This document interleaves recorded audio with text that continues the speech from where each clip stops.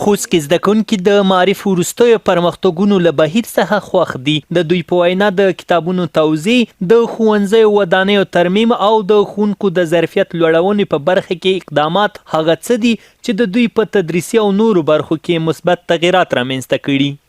په دې کلونو کې زیات ښوونځي ترمیم شوي دي. هیله ده چې په راتلونکو کلونو کې بیا هم پاملرنه ورته وشي. یوازې همدا زده کړې دي چې موږ د نړۍ د هېوادونو سره سیال کولی شي.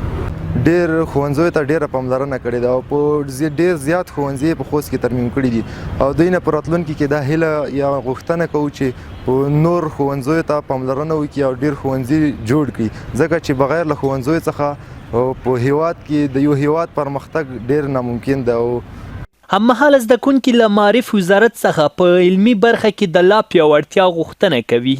په خوست کې تقریبا 15% کتابونه سو ته ویشل شوي دي او له پوهنې وزارت څخه موږ هیله کوو چې پاتې نور کتابونه هم زده کوونکو ته ورسوي، ځکه چې بلا کتاب زده کړه کول ناممکن دي او دوی له دغه ګام څخه موږ خوښ یو.